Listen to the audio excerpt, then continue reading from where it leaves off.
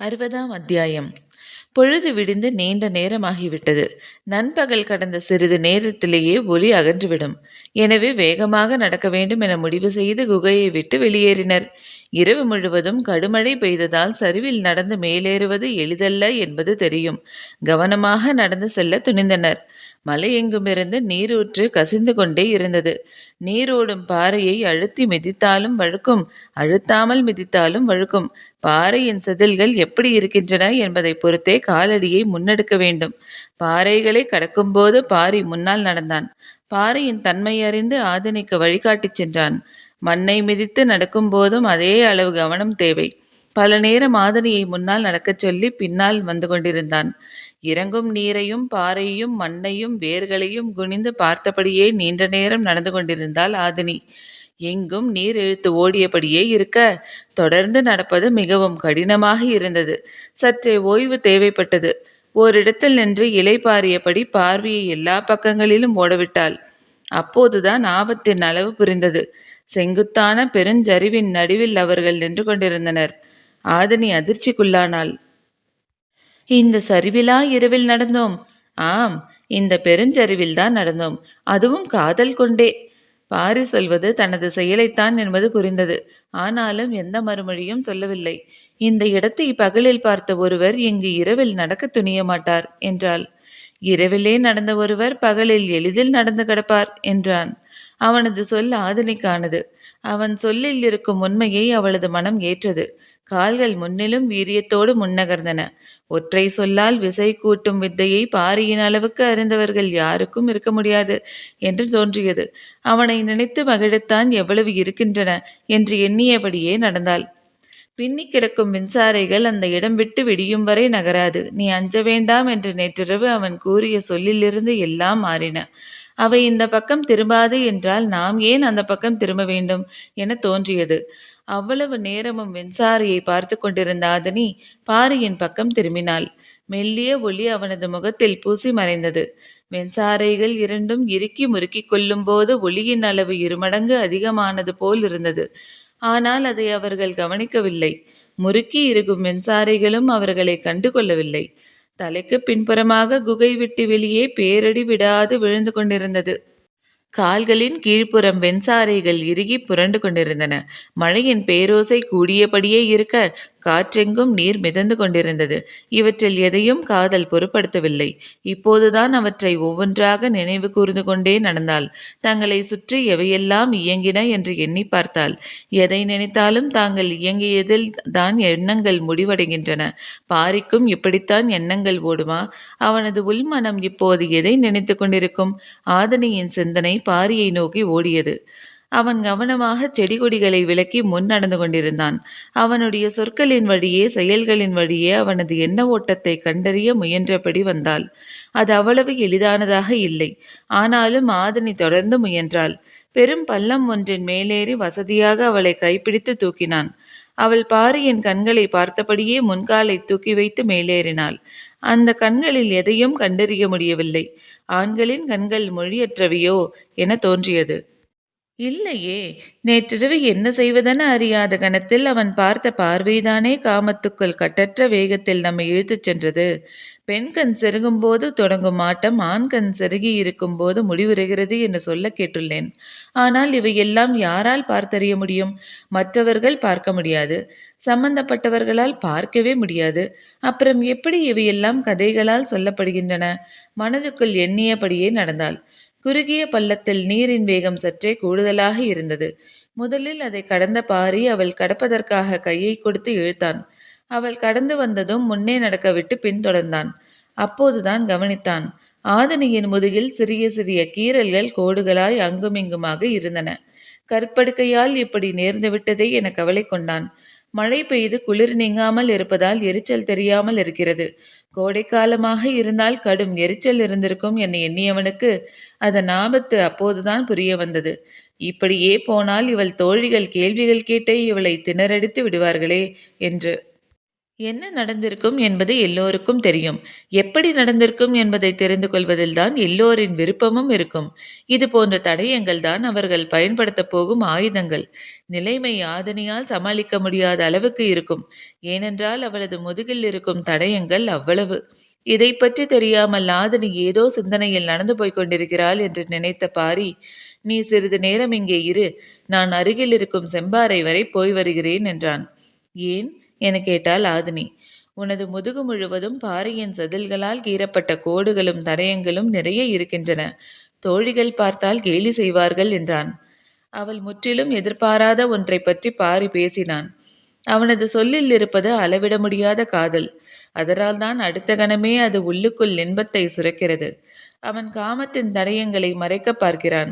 அந்த கணத்தை கற்பனையில் கூட அடுத்தவர் நெருங்கக்கூடாது என தவிர்க்கும் ஆணின் தவிப்புதான் காதலின் ஆகச்சிறந்த பரிசு என அவளுக்கு தோன்றியது. அவனது சொல்லை கடக்க முடியாமல் நின்றிருந்த ஆதனியை பார்த்து பாரி சொன்னான். செம்பாறையின் ஓரம் இழுத்தோடும் நீரில் பொன் போல மின்னும் மணல் துகள்கள் படிந்திருக்கும். அந்த மண் துகளை எடுத்து வந்து முதுகில் பூசி விடுகிறேன். அது ஒளியை மினுக்கிக் கொண்டிருக்கும். பார்ப்பவர்களுக்கு மினுக்கும் ஒளிதான் தெரியுமே தவிர முதுகில் உள்ள கீறல்கள் எளிதில் தெரியாது என்றான். நுனிநாக்கால் மேலுதரை தொட்டு நனைத்து கொண்டாள். சிரிப்பை மறக்க அவளுக்கு வேறு வழி தெரியவில்லை. ஆனால் பாரி கண்டறிந்தான். ஏன் சிரிக்கிறாய்? முதுகெல்லாம் ஏன் பொன்மணல் படிந்திருக்கிறது என கேட்டால், படுத்திருக்கும் போது ஒட்டியிருக்கும் என சொல். அதனால்தான் பாரியின் முதுகில் பொன்மணல் ஒட்டவில்லையோ என கேட்பார்கள். ஒரு கணம் திகைத்து போனான். அவன் முகத்தில் ஏற்பட்ட அதிர்ச்சியைக் கண்டு மகிழ்ந்து சிரித்தாள். அடுத்தடுத்து எழும் வினாக்களை நோக்கி அவள் உள்ளே போய்க் கொண்டிருந்தாள். திகைத்த இடத்திலே பாரி நின்று விட்டான். கேலி விளையாட்டில் பெண்கள் செல்லும் ஆழம் ஆண்களால் அறிய முடியாதது. இது பெண்கள் தங்களுக்கு தங்களே உருவாக்கி கொண்ட கலையின்பம். அதனால்தான் எப்பொழுதும் வினா பாரிக்கு திகைப்பை உருவாக்கிய கணமே ஆதனிக்கு சிரிப்பை உருவாக்கியது. தோழிகள் கேட்கப் போகும் வினாக்களுக்குள் நுழைந்தபோது அவளது சிந்தனை திக்குமுக்காடியது. வெண்சாரைகளின் நிழலில் எங்களின் காமம் நிகழ்ந்தது என சொன்னால் நிலைமை என்ன ஆகும்? வேளிர்குலம் முழுக்க தலைமுறை தலைமுறையாக இந்த கதை நிலைத்துவிடும் என அவளுக்கு தெரியும். எத்தனை தலைமுறைகளானாலும் முதுகில் கீறல் கொண்ட இளம்பெண்கள் இந்த வினாவிலிருந்து தப்பவே முடியாது. காலங்காலமாக பாரியின் குறியீடாக பதில்கள் சொல்லப்பட்டு கொண்டே இருக்கும். அவன் செய்யப்போகும் செயல் எல்லா இளம்பெண்களின் முதுகிலும் படிந்துவிடும் என நினைத்தபடி பாரியின் கையை பிடித்து, பொன்மணல் துகள் வேண்டாம், தோழிகளை நான் பார்த்து கொள்கிறேன் என்றாள். அவள் சொல்வதை ஏற்பதை தவிர வேறு வழியில்லை. என்ன சொல்லி சமாளிப்பாள் என சிந்தித்தபடியே அவன் நடந்தான். அவனுக்குள் வினாக்கள் தொடர்ந்து எழுந்த வண்ணம் இருந்தன. ஆனால் எண்ணங்கள் கேட்க விடாமல் தடுத்து கொண்டே இருந்தன. சிறு பாறையின் மேலே ஏறி அவளை கைப்பிடித்து தூக்கிவிட்டான். மேலே ஏறியவுடன் நிமிர்ந்து பார்த்தாள் ஆதினி. எதிரில் சமவெளி விரிந்து கிடந்தது. செங்குத்தான பெருஞ்சரிவை அதற்குள் ஏறி கடந்து விட்டோமா? வியப்பு குறையாமல் முன்னும் பின்னுமாக திரும்பி பார்த்தாள். அவளால் நம்பவே முடியவில்லை. வியப்போடு பாரியை பார்த்தாள். அவள் உள்ளும் வெளியுமாக இயங்கும் விதம் மேன்மேலும் வியப்பூட்டுவதாக இருந்தது. கதிரவன் எதிர்கொன்றில் பின்னால் மறையத் தொடங்கினான். இருவரும் சிறிது தொலைவு சமவெளியில் நடந்து சென்றனர். எதிரில் சிறு மேடு ஒன்று இருந்தது. இந்த மேடேறி இறங்கினால் கீழ் திசையில் நாம் நிறுத்தி வந்த தேர் இருக்கிறது. நான் குதிரைகளை கண்டறிந்து வருகிறேன். அதுவரை நீ இங்கேயே இரு என்று சொல்லி நடந்தான். காற்று சற்றே அதிகரித்து தொடங்கியது. மாலையானதும் இன்றும் கடுமழை வரப்போகிறது என சிந்தித்தபடி குதிரைகளை பிடித்து வர விரைந்தான். ஆதனி அவன் வரும் வரை மரத்தடியில் அமர்வோம் என நினைத்து அருகில் இருந்த செங்கிழுவை மரத்தின் அருகே போய் உட்கார்ந்தாள். குதிரைகளை நோக்கி விரைந்த பாரி ஏதோ எண்ணம் தோன்ற திரும்பி ஆதனியை பார்த்தான். அவன் அப்போதுதான் செங்கிழுவையில் சாய்ந்தாள். மரத்தை விட்டு விலகி வந்து ஓய்விடு, நான் விரைந்து வருகிறேன் என்று சொல்லியபடி ஓடினான். அவள் மரம் விட்டு நீங்கினாள். அருகில் இருந்த சிறு பாறையின் மீது உட்கார்ந்து மரத்தை பார்த்தாள். ஏன் அதன் அருகே உட்கார வேண்டாம் என்று சொன்னான் என்று சிந்தித்துக் கொண்டிருந்தாள். சற்று நேரம் கழித்து குதிரையோடு வந்தான் பாரி. இருவரும் பேசியபடியே குன்றின் மேல் நடந்தனர். குதிரையை தொட்டு வருடும் ஆசையை அவளால் கட்டுப்படுத்த முடியவில்லை. கைகூசியபடி அதனுடைய முதுகை வருடிக்கொண்டே கேட்டாள். ஏன் மரத்தை விட்டு அகலச் சொன்னீர்கள்? காற்று பலமாக அடிக்கத் தொடங்கியது. அந்த மரம் பெரும் காற்றை தாங்காது. அதனால்தான் தள்ளி உட்காரச் சொன்னேன். பார்த்தால் வலிமையான மரம் போல் தெரிந்தது. அதனால்தான் அருகில் போனேன். மலையுச்சி மரங்களின் தன்மையை கணிப்பது சற்றே கடினம். எளிதில் நம்மை ஏமாற்றிவிடும். நீங்கள் எப்படி கண்டறிந்தீர்கள்? முதிரும் அதன் இலையை வைத்துதான். இலையை வைத்தா? ஆம், இலையில்தான் மரத்தின் குறிப்பு இருக்கிறது. குதிரை மீதிருந்த கையை விலக்கி அவனை பார்த்தாள். பாரி சொன்னான், உதிரும் இலையின் நுனிப்பகுதி கீழ்நோக்கி வருகிறதா, அடிப்பகுதி கீழ்நோக்கி வருகிறதா, அல்லது சமையடியுடன் காற்றை வெட்டி வெட்டி மிதந்து வருகிறதா என்பதை இலையின் கீழ்ப்புறம் உள்ள நரம்பின் தன்மையே தீர்மானிக்கிறது.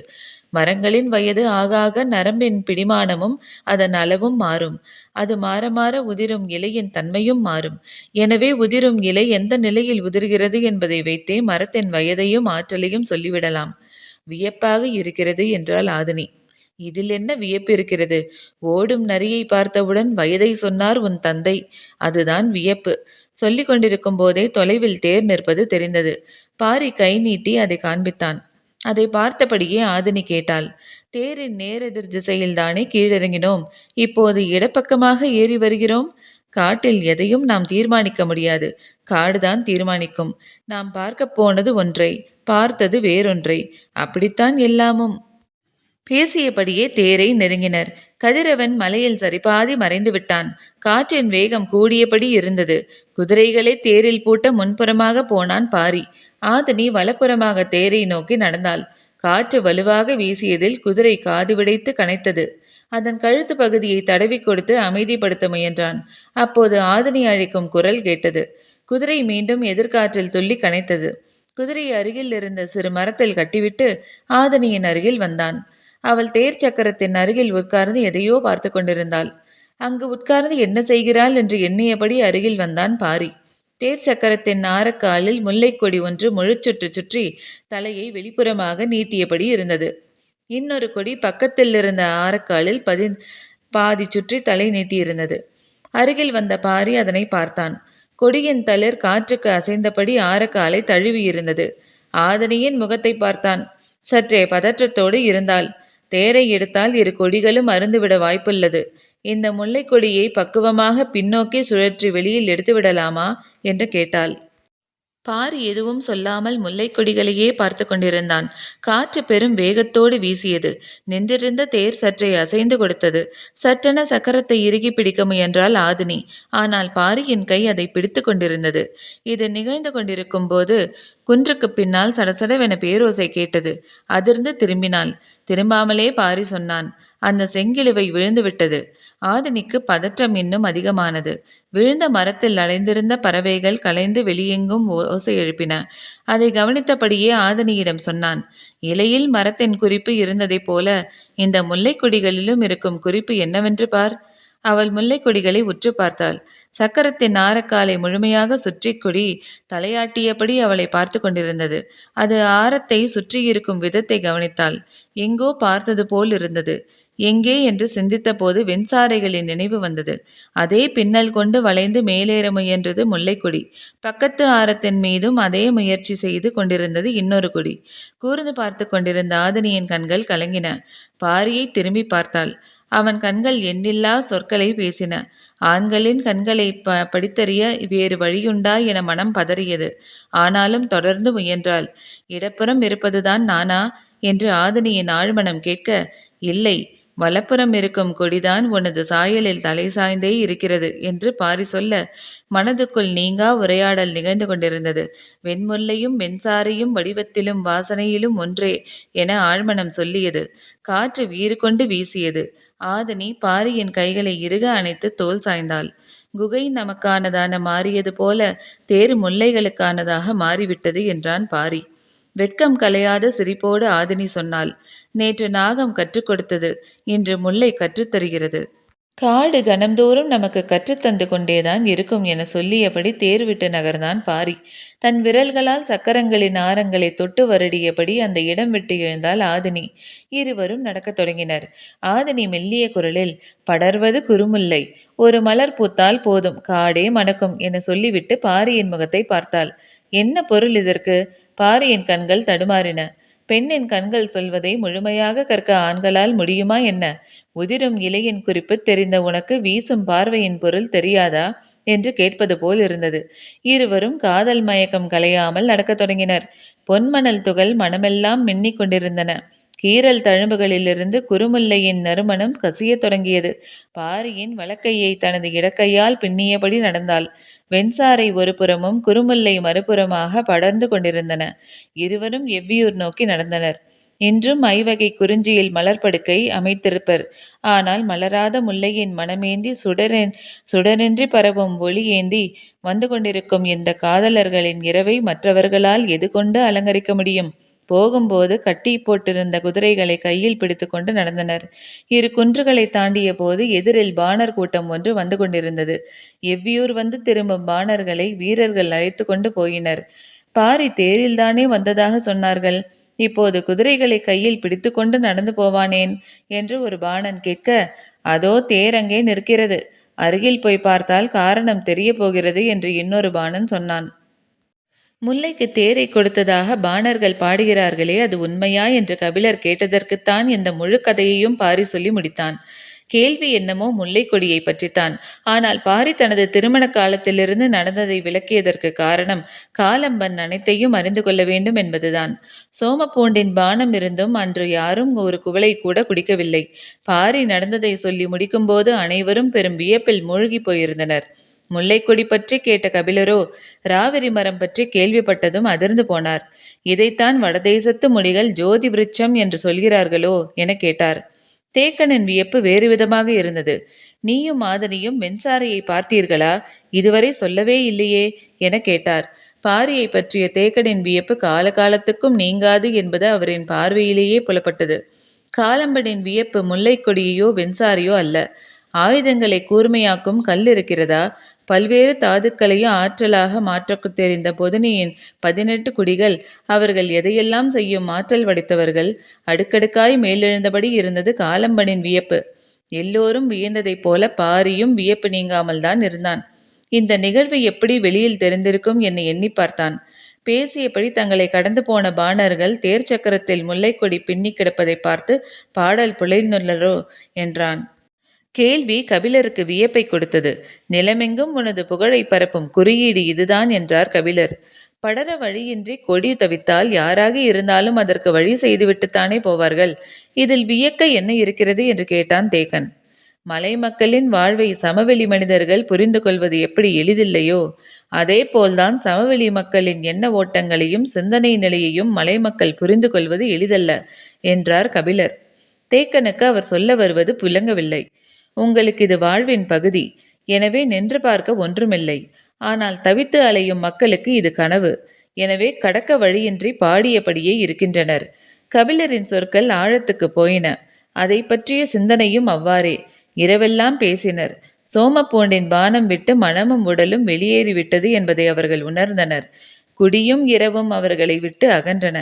இத்துடன் அத்தியாயம் முடிவடைந்தது. நன்றி.